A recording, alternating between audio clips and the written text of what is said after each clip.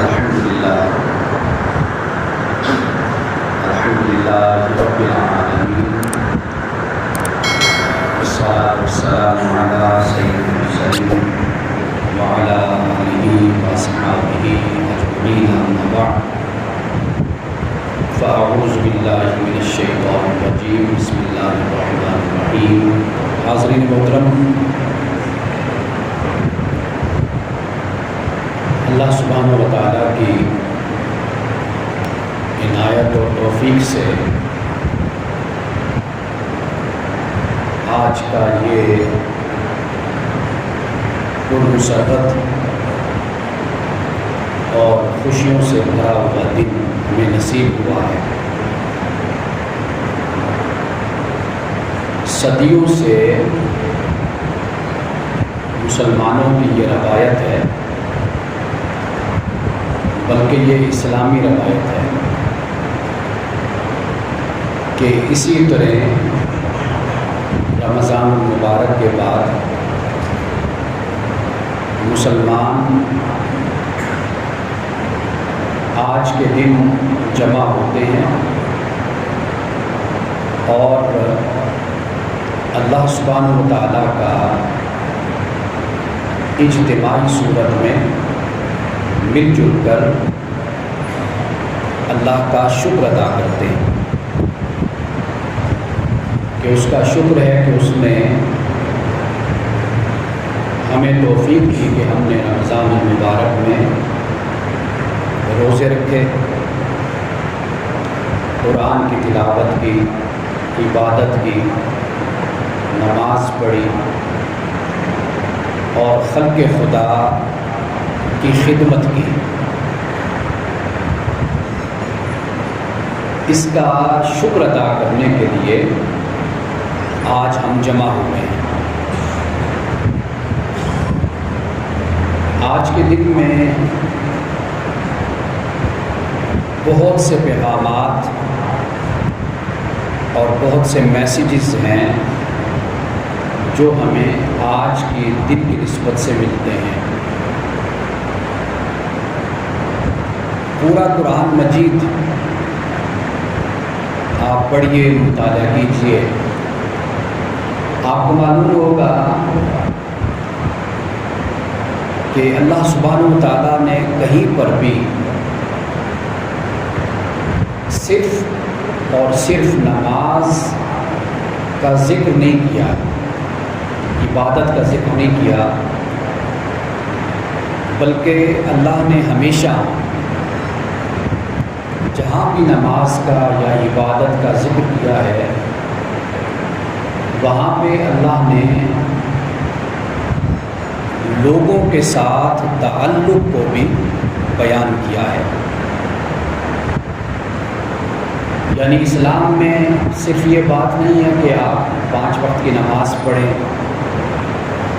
آپ مسجد میں بیٹھے رہیں، آپ گوشہ نشینی اختیار کر لیں، خلوت اختیار کر لیں۔ یہ تعلیم اسلام کی نہیں ہے۔ اسلام یہ کہتا ہے کہ آپ ایک دوسرے کے ساتھ اچھا برتاؤ، اچھا سلوک اور ایک دوسرے کے ساتھ حسن سلوک سے پیش آؤ۔ یعنی گویا کہ اسلام صرف ہمیں مسجد میں آنے کی تعلیم نہیں دیتا، اسلام ہمیں اس بات کی بھی تعلیم دیتا ہے کہ جب آپ نے مسجد سے باہر جانا ہے تو پھر آپ نے اپنی زندگی کیسے گزارنی ہے۔ جب آپ نے روزہ رکھنا ہے، روزہ جب آپ افطار کریں گے تو اس کے بعد یا روزے کے دوران آپ کی زندگی کا رنگ ڈھنگ کیسا ہو۔ تو اس لیے یہ بات یاد رکھ لیجئے، اللہ سبحانہ و تعالیٰ کے ہاں عبادات بھی اس کی قبول ہوتی ہیں جو اللہ کے بندوں کے ساتھ حسن سلوک سے پیش آتا ہے۔ یہ بات پلے باندھ لیجیے۔ ہمارے ہاں یہ رویہ اختیار کیا جاتا ہے کہ ایک چیز اختیار کر لی دوسری چھوڑ دی، دوسری اختیار کر لی پہلی چھوڑ دی۔ تو پہلا سبق تو یہ ہے جو آج کے دن ہمیں سیکھنا ہے، ہمیں حاصل کرنا ہے۔ رمضان المبارک عبادات میں، روزے میں، قرآن کی تلاوت میں بسر ہو گیا، لیکن اب اللہ نے جو 30 دنوں میں ہماری تربیت کی ہے، ہماری ٹریننگ جو 30 دنوں میں ہوئی ہے، اب اللہ سبحانہ و تعالیٰ ہم سے یہ کہتا ہے کہ اسی تربیت اور اسی ٹریننگ میں تم نے باقی سال کے 11 مہینوں کو گزارنا ہے۔ پہلی بات تو یہ یاد رکھ لیجیے، سورۃ الحدید میں نصارہ نے، یعنی حضرت عیسیٰ علیہ السلام کو ماننے والوں نے رہبانیت کو اختیار کیا تھا۔ آپ جانتے ہیں کہ آج بھی ہم راہب راہبہ کا لفظ استعمال کرتے ہیں، جسے ہم پریسٹ کہتے ہیں یا نن کہتے ہیں، راہبہ۔ یہ تصور ان میں آیا کہ دنیا سے علیحدہ ہو جاؤ، جنگلوں کو نکل جاؤ، صحراؤں میں چلے جاؤ، خلوتوں میں بیٹھ جاؤ، گوشہ نشینی اختیار کر لو تو تمہارے بڑے مقامات بلند ہو جائیں گے، تم اللہ کا قرب پالو گے۔ رسول اللہ صلی اللہ علیہ وسلم نے فرمایا کہ لا رہبانیت فی الاسلام، اسلام میں تو رہبانیت ہے ہی نہیں کہ تم گوشہ نشینی اختیار کر لو، جنگلوں کو نکل جاؤ اور عملی زندگی کو ترک کر دو۔ یہ تو اسلام کی تعلیم ہی نہیں ہے۔ اسلام یہ کہتا ہے کہ تم دنیا میں رہو لیکن دنیا تم میں نہ رہے، تم مال اور دولت کماؤ لیکن مال اور دولت کی محبت تمہارے اندر نہ ہو۔ اسلام یہ کہتا ہے، وہ جو پنجابی میں ہم کہتے ہیں نا کہ ہتھ کار ول دل یار ول، کہ انسان اپنا کام بھی کرتا رہے اور انسان کا دل اس کا خدا کی طرف متوجہ رہے۔ تو دل خدا کی طرف متوجہ رہے اور آپ کے چہرے اس ٹائم میری طرف متوجہ رہیں، ٹھیک ہے نا؟ ذرا میری بات کو آپ جسے آئی کانٹیکٹ کہتے ہیں نا، نظریں ملا کر مجھ سے بات آپ کریں۔ تو دل خدا کی یاد میں رہے اور انسان جو دنیا کے معاملات ہیں ان کو انسان ساتھ ساتھ لے کر چلتا رہے۔ یہ تعلیم ہے اسلام کی، یہ پہلا نقطہ ہے، پہلی بات ہے کہ خدا کا کام بھی کرنا ہے اور بندوں کا کام بھی کرنا ہے۔ جو خدا کی عبادت ہے، نماز ہے، تہجد ہے، وہ بھی رکھنی ہے اور کاروبار زندگی کو بھی چلانا ہے۔ یہ اسلام کی تعلیم ہے۔ دونوں چیزیں ساتھ ساتھ چلتی ہیں۔ جو ایک کو اختیار کرتا ہے تو گویا کہ وہ دین کو سمجھا ہی نہیں، دین کے تصور سے واقف ہی نہیں کہ دین کہتا کیا ہے، تعلیم کس بات کی دیتا ہے۔ کوئی کہے جی بس ٹھیک ہے، میں مخلوق خدا کا کام کرتا ہوں، خدمت کرتا ہوں، بس میرے لیے کافی ہے، تو وہ دین کو نہیں سمجھا۔ جو کہتا ہے کہ مجھے صرف ایک یہ کام کرنا ہے عبادت کا، وہ بھی دین کو نہیں سمجھا۔ دین دونوں چیزوں کا نام ہے، حقوق اللہ اور حقوق العباد، دونوں چیزیں دین میں شامل ہیں۔ ایک تو یہ بنیادی بات ہے جو آج کے دن ہمیں سمجھنی چاہیے اور آنے والے دنوں میں اس اصول اور اس ضابطے کو اپنے ذہن میں رکھیے۔ پہلی بات تو یہ ہوگی۔ دوسری بات یہ ہے، جب ہم روزے کی فرضیت کو پڑھتے ہیں، روزے کی فرضیت کو جہاں قرآن پاک نے بیان کیا، اس کی جو آخری آیت ہے، آخری آیت، اللہ سبحانہ و تعالیٰ نے پہلے روزے کی فرضیت کو بیان کر دیا، پھر روزے کے چند مسائل کو بیان کر دیا، جیسے مسافر ہے، کوئی بیمار ہے، روزہ رکھ سکتا ہے نہیں رکھ سکتا، اس کو بیان کر دیا۔ آخر میں جا کر اللہ سبحانہ و تعالیٰ نے مسلمانوں سے یہ کہا کہ ناجائز طریقے سے ایک دوسرے کا مال مت کھایا کرو، ناجائز طریقے سے ایک دوسرے کا مال مت کھایا کرو۔ اب بندے کو حیرانی ہوتی ہے، بندہ کہتا ہے یا اللہ پہلے تو نے روزے کی فرضیت کو بیان کیا کہ روزہ فرض ہے، پھر اس کے بعد تو نے بیان کیا کہ جو بیمار ہیں ان کو اس طرح رخصت حاصل ہے، جو مسافر ہے اس کو بھی رخصت حاصل ہے۔ یہ مسائل تو نے بیان کر دیے، اعتکاف کا مسئلہ بھی بیان کر دیے، وانتم عاکفون فی المساجد۔ اب یہ مسائل بیان کرنے کے بعد تو آخر میں کہتا ہے کہ اے مسلمانوں، ایک دوسرے کا مال ناجائز طریقے سے اور کرپشن سے، رشوت سے نہ کھایا کرو۔ یا اللہ اس کا تعلق روزے کے ساتھ کیا بن گیا؟ روزوں کے مسائل کو بیان کرتے ہوئے آخر میں جا کر تو یہ کہتا ہے کہ بھئی غلط طریقے سے ایک دوسرے کا مال نہ کھایا کرو، یا افسروں تک پہنچنے کے لیے پیسے مت لگایا کرو۔ اب یہ قرآن پاک بیان کر رہا ہے کہ روزے کی فرضیت اور مسائل کو بیان کرنے کے بعد اس بات کو بیان کرنے کا مقصد کیا بنتا ہے؟ اللہ نے یہ بتایا کہ ایمان والو، اگر روزے رکھ کر بھی اگر تمہارے اندر سے بددیانتی اور بدعنوانی نہیں جاتی تو پھر سمجھ لو کہ روزے کے مقصد کو تم نے حاصل نہیں کیا۔ یہ ہے وہ تعلیم۔ آپ پڑھیے نا قرآن پاک کو، سورۃ البقرہ کو دیکھیے، جہاں پہ اللہ پاک فرماتا ہے ایمان والو تم پر روزے فرض کیے گئے جیسے تم سے پہلوں پر روزے فرض کیے گئے۔ آپ وہاں سے شروع کیجئے۔ یہ قرآن مجید کا ایک لمبا رکوع ہے، طویل رکوع ہے۔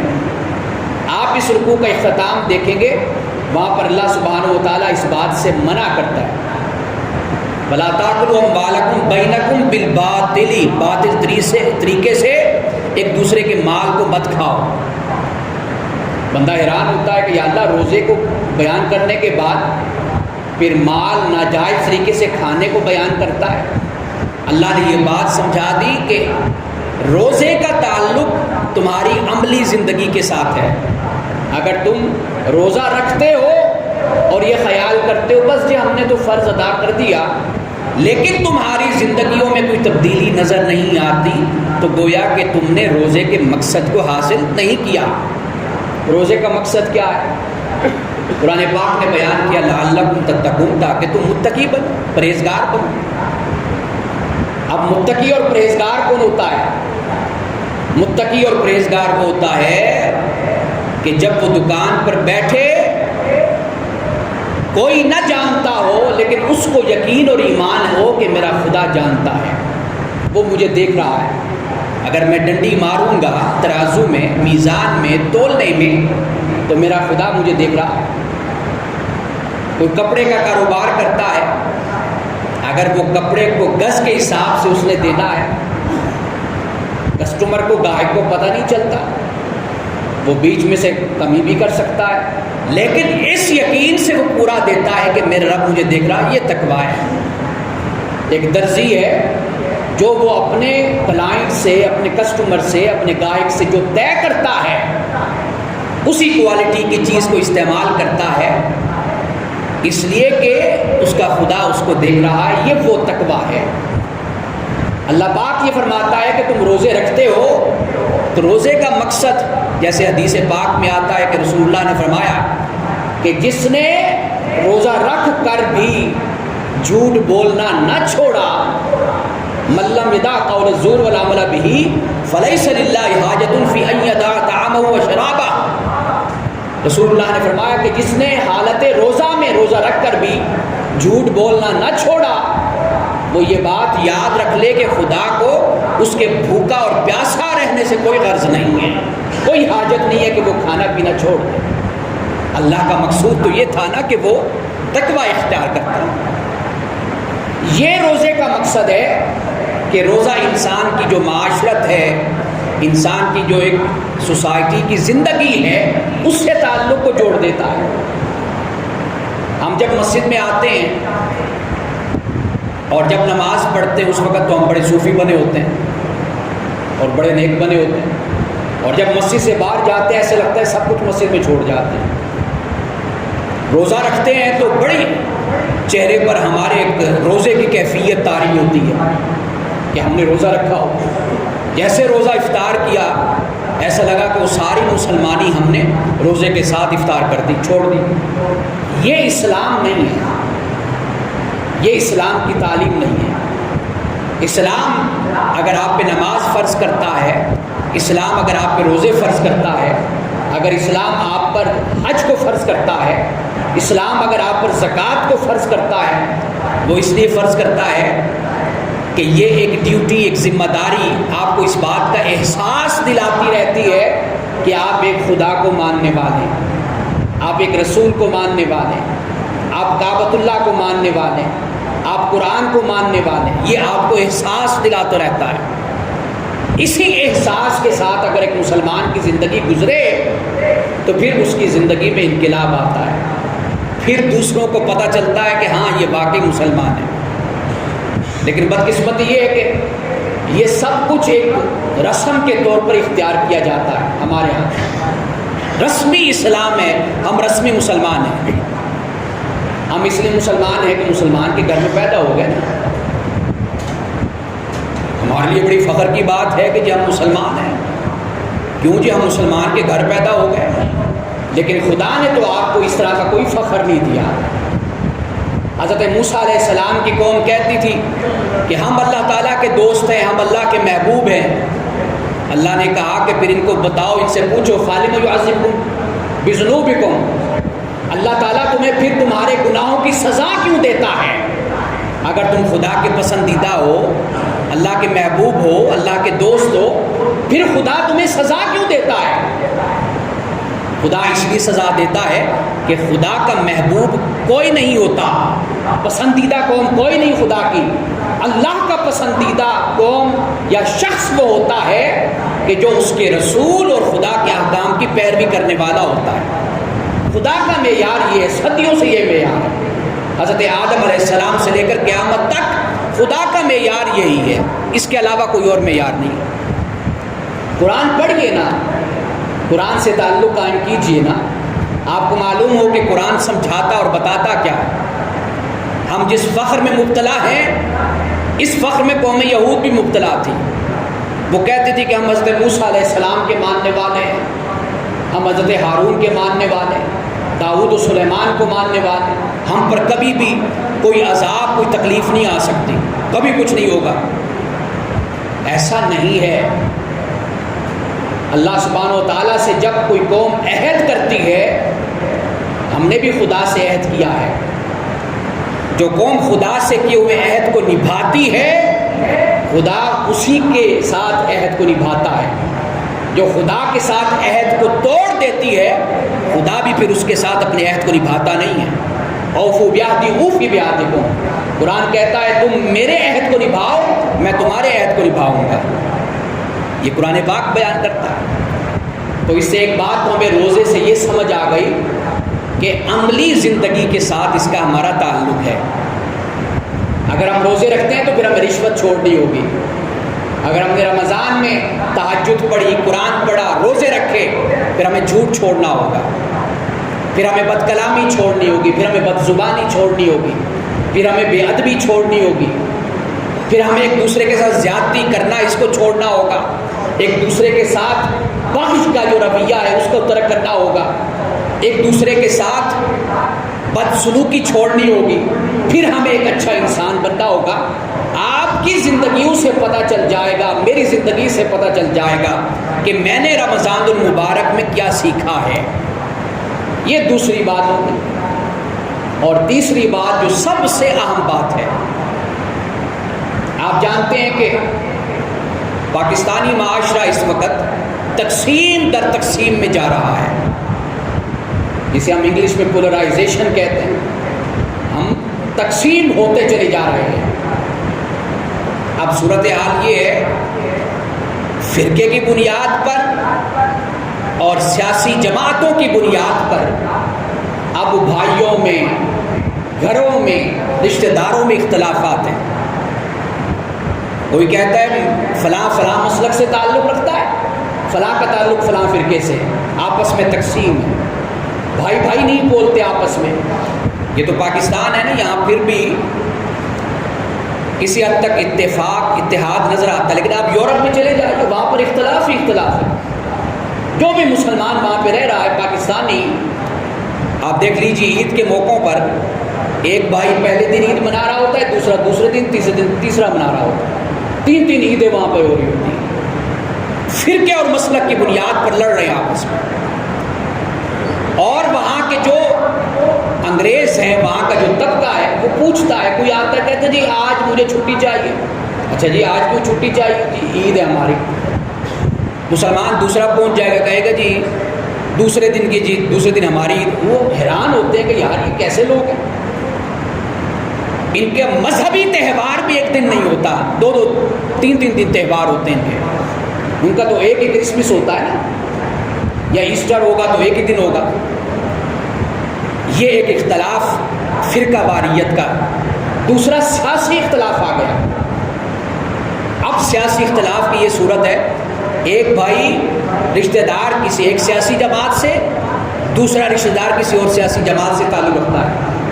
ان کے ذہنوں میں ایسی زہر بھر دی گئی ہے سیاست کے نام پر، جمہوریت کے نام پر، وہ آپس میں ایک دوسرے کے ساتھ اچھا تعلق نہیں رکھتے. اگر فیس بک پر ہے ایک دوسرے کو بلاک کر دیتے ہیں، اگر وہ ٹویٹر پر ہے تو ایک دوسرے کو بلاک کر دیں گے. بھائی تک آپس میں، یہاں تک صورتحال پہنچ چکی ہے، پولرائزیشن کی صورت ہے. یہ صورت کیا ہے؟ یہ در حقیقت ہم خانہ جنگی کی طرف بڑھ رہے ہیں. آج کے دن یہ بھی ہمارے لیے سبق اور تعلیم ہے، یہ بھی سبق اور تعلیم ہے. وہ یہ ہے سب سے پہلے ایمان ہے. یہ بات یاد رکھ لیجیے میرے، سب سے پہلے کیا ہے؟ ایمان ہے. اس پر کوئی کمپرومائز نہیں ہے. ہم اللہ کو ماننے والے ہیں، ہم رسول اللہ صلی اللہ علیہ وسلم کی ختم نبوت پر ایمان رکھنے والے ہیں. ہم کعبۃ اللہ کو مانتے ہیں، وہ ہمارا قبلہ ہے. ہم قرآن کو مانتے ہیں، وہ اللہ کی کتاب ہے. اب اس کے بعد کسی اور تقسیم کی ضرورت نہیں ہے. ہم سب اسی بات کو مانتے ہیں، ہم مسلمان ہیں. فرقہ واریت سے جان چھوٹ جائے گی. دوسری بات یاد رکھ لیجئے، اخلاق پر کوئی کمپرومائز نہیں ہے. اخلاق پر کوئی کمپرومائز نہیں ہے. ہم سیاست کے نام پر بد اخلاق بن گئے، بد زبان بن گئے، بد کلام بن گئے. ہم کہتے ہیں کہ ہم بڑے حق پرست ہیں. حق پرست صحابہ سے بڑھ کر بھی کوئی حق پرست ہے؟ رسول اللہ سے بڑھ کر بھی کوئی حق پرست ہے؟ ائمہ فقہا سے بڑھ کر بھی کوئی حق پرست ہے؟ کیا انہوں نے اتنی گندی زبان اپنے مخالفین کے لیے کبھی استعمال کی تھی؟ یہ اخلاق نہیں ہے، یہ بد اخلاقی ہے. یہ اللہ اور اس کے رسول کے احکام اور تعلیمات کے خلاف ہے یہ بات. تو پہلی بات یاد رکھ لیجئے، اگر فرقوں سے، مسلکوں سے بچنا ہے تو پھر جو اللہ اور اس کے رسول کی تعلیم ہے، وَاعْتَصِمُوا بِحَبْلِ اللَّهِ، اس کو مضبوطی سے تھام لیجئے. پہلی بات یہ ہے. اور کبھی سیاسی جماعتوں کی بنیاد پر بد اخلاق مت بنیے. کبھی بھی اپنے اخلاق کی کوالٹی کو، اخلاقیات پر کبھی کمپرومائز نہ کیجیے. آپ کسی بھی سیاسی جماعت سے تعلق رکھتے ہیں. حضرت امام مالک رضی اللہ تعالیٰ عنہ کے پاس ایک شخص آیا. آپ جانتے ہیں حجاج بن یوسف کتنا بڑا ظالم وہ حکمران تھا، فرما روا تھا، کہ جس نے اپنی تلوار سے ہزاروں لوگوں کا قتل کیا تھا. صرف اپنی تلوار سے جو مخالف ہوتا اس کا سر قلم کر دیتا تھا. حضرت امام مالک کے سامنے کسی شخص نے حجاج بن یوسف کو گالیاں دی، برا بھلا کا. اب اس نے جو کچھ بھی کہا، حجاج بن یوسف میں وہ باتیں موجود تھیں، گالی گلوچ کی. امام مالک نے کیا فرمایا؟ بڑے اس طرح ہوتے ہیں، بڑے ایسے نہیں ہوتے جو برا کام کرے تو اس کو شاباش دیں، ٹھیک ہے بہت اچھا، لوے رہو بھائی اس مشن پر. بڑوں کا یہ طریقہ نہیں ہوتا. بڑوں کا طریقہ یہ ہوتا ہے کہ وہ چھوٹوں کو روکتے ہیں، منع کرتے ہیں. حضرت امام مالک نے فرمایا، جملہ سنیے، توجہ طلب ہے یہ بات. آپ نے فرمایا، اے حجاج بن یوسف کو برا بھلا کہنے والے، بے شک وہ برا بادشاہ ہے، برا حکمران ہے، لیکن اس کی غلطیاں، اس کی خطائیں، اس کی برائیاں پر اس بات کو جائز نہیں کر دیتی کہ تو اس کو گالیاں دے، اس کو برا بھلا کہے. ٹھیک ہے وہ جیسا بھی ہے، لیکن تو اپنی زبان کو تو خود گندا کر رہا ہے نا، اپنی زبان سے بری باتیں نکال کر. یہ امام مالک نے اس شخص کو منع کیا. بڑوں کی یہ تعلیم اور تربیت ہوتی ہے. ہم جس خانہ جنگی کی طرف بڑھ رہے ہیں، ہمارے گھروں میں، ہمارے محلوں میں، علاقوں میں، بازاروں میں، دکانوں پہ، ہماری فیکٹریوں میں، ملوں میں، اب یہ اختلاف اس طرح کھل کر سامنے آ رہا ہے کہ لوگ اپنے سیاسی اور مذہبی اختلاف کی بنیاد پر دوسرے کی جان لینے سے بھی باز نہیں آتے. اب یہاں تک صورت پہنچ چکی ہے. آج کا دن ہمیں اس بات کی تعلیم دیتا ہے. دو باتیں یاد رکھ لیجیے. ایک بات، ہم مسلمان ہیں. قرآن پاک نے من قبل وفی ھذا فرمایا کہ پہلے دن سے ہی اللہ نے تمہیں مسلم نام دیا ہے. پہلی تو یہ بات باندھ لیجیے اپنے پلے اور اس کو یاد کر لیجیے. اور دوسری بات یہ یاد کر لیجیے کہ مسلمان ہونے کے بعد اخلاقیات کا دامن کبھی نہیں چھوڑنا چاہیے. آپ کا کسی سے جتنا بھی اختلاف ہو، لیکن آپ کو ہرگز اس بات کی اجازت نہیں ہے کہ آپ اپنی زبان کو گندا کریں، آپ کسی کو گالی دیں، کسی کو برا بھلا کہیں. آپ کا امتحان ہی در حقیقت اس وقت ہوتا ہے کہ جب آپ کے سامنے آپ کا مخالف ہو یا مخالف خیالات کا انسان ہو، تو اس وقت آپ صبر کا اور تحمل کا اور خاموشی کا مظاہرہ کریں. یہ دو تین باتیں ہیں آج کے دن کے حساب سے. اس کو یاد رکھیے اور اس کو اپنی عملی زندگی میں اس کو شامل کیجیے. اللہ پاک ہمیں عمل کی توفیق عطا فرمائے. واخر دعوانا الحمدللہ رب العالمین.